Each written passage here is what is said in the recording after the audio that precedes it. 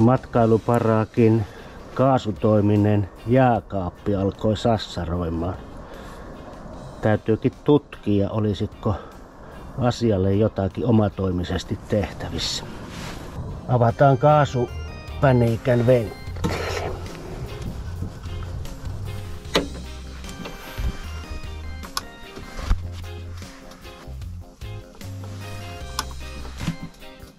Ei syty eikä käynnisty.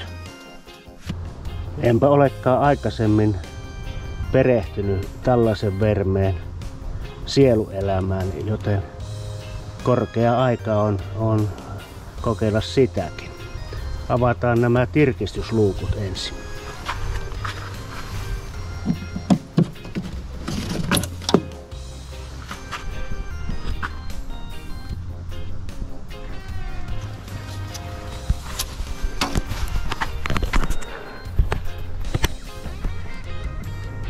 Irrotetaan ensin tästä tämän pakoputken yläosa.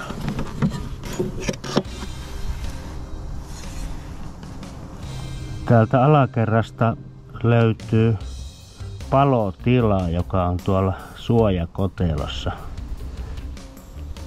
Yritetään irrottaa toi kotelo, että nähdään, että mitä se on syönyt.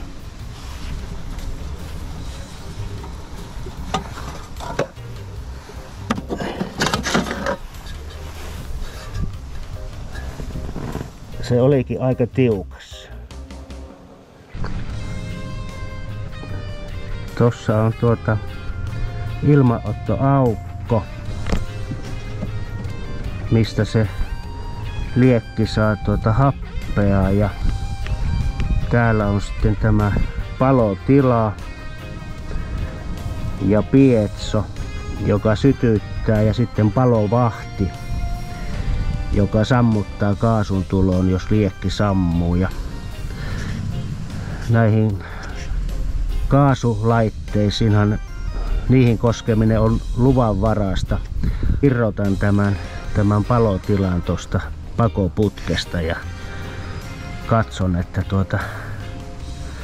mitä sieltä löytyy.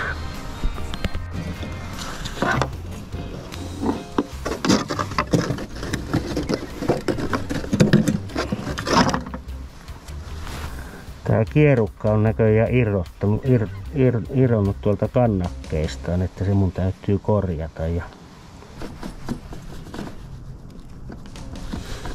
vähän ruostettahan sillä on tietysti. Pannaan vähän paineilmaa.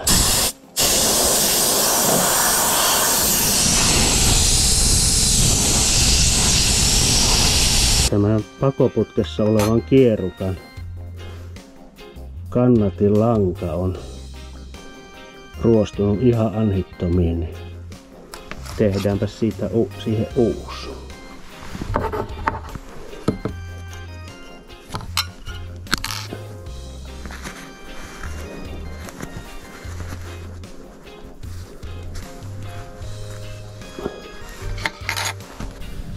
Nyt on jänskä paikka kokeilla, että tokeniko tämä laite ja toimiiko se.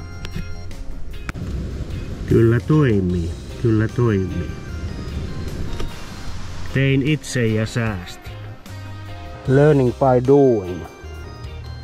Omaiset on vissiin nähneet, niin laitetaan kansi kiinni.